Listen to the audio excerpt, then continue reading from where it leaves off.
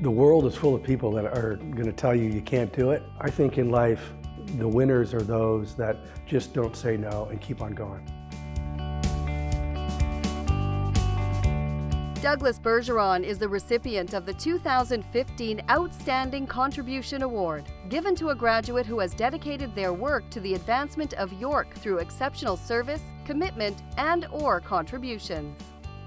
I think life isn't a straight line, nor is it monotonic. You have some ups and downs, and you have to be able to roll up the punches and pick yourself up off the ground and keep on going. You can't engineer your life. You can have goals, and you could certainly have a desire to get to the next step, but you have to be open-minded. Like most engineers, I ultimately love just building something. We're all still building stuff. It started with mechano sets on the basement floor of my mother and father's house, and it led through writing software, and now it's building companies. In a way, they're all the same thing.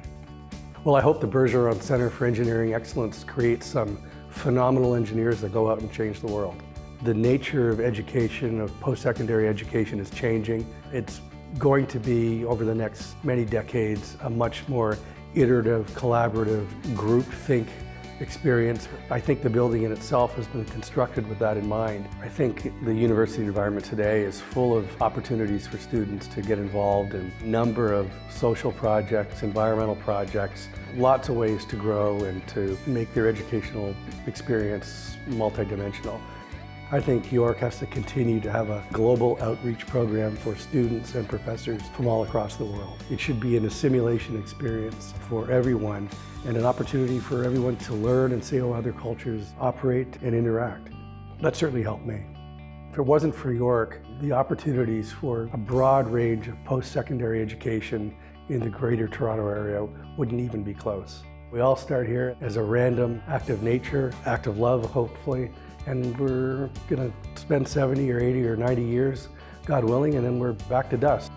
Use the power of the moment that you have, but also contribute to the moment and make it better.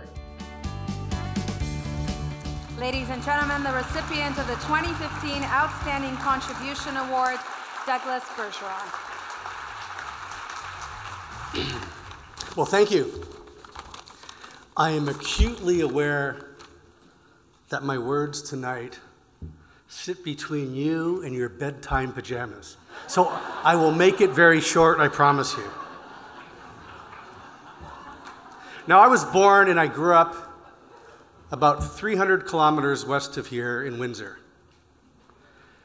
And as a teenager, I probably should have spent a little more time playing baseball and playing hockey, but instead I developed this insatiable curiosity about geopolitical affairs and the greater world around us. In grade 12, in 1979, I convinced my parents, Mom, you'll remember this, that I should be able to stay up every night until midnight so I could watch Nightline and understand that day's developments in the Iranian hostage crisis. And then one day in class in grade 12, there was a pounding at the door of my homeroom. It was my former Latin teacher, now guidance counselor, Father Sheehan. He wanted to see me immediately. Father Sheehan had just learned that I had been accepted into Queen's to study journalism, which was my passion. Imagine traveling the world to meet all those different cultures, writing about hostages and hostage takers, and seeing things that I could never see from Windsor. Now, the problem that Father Sheehan had was that I had scored the highest at Assumption High School on the University of Waterloo math contest. He was not going to permit me to forego math or science or computer science, which he viewed as the future, and allow me to become a journalist. So I resisted at first, and he contacted my parents, and with some continued prodding, I eventually acquiesced. So I would study computer science, Father. At my first day of York, I looked around in my computer science class, The guy in front of me was from Pakistan. And the very cute girl to my left, who I should have asked out, was from Iran, a refugee of sorts from the very crisis that I had watched every night for the last 2 years. York University first introduced me to the real Canadian mosaic that I had only read about from Windsor. My years there helped create incredible relationships with other students from everywhere, and which certainly shaped my worldview. In the years that followed, VeriFone, a company that I acquired in 2001 and led as CEO for 12 years, expanded from 3 countries to 140 countries.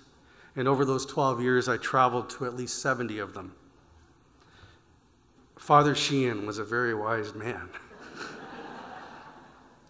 Now, getting back to Windsor, we lived in a totally sufficient 1,200 square foot house with 4 kids and a dog. My father managed the house from his wheelchair with MS, and my mother, who is here tonight, worked tirelessly on her own to support a family of 6.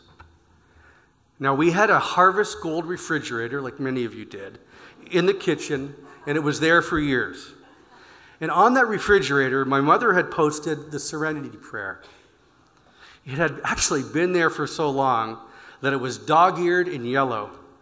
But I noticed it, sort of, every day. And I read it kind of every day. God grant me the serenity to accept the things I cannot change, the courage to change the things I can, and the wisdom to know the difference. So like Father Sheehan, my mother was so wise. You know, she couldn't change my father's situation, but we could learn to cope and to make the best of it for him and for all of us.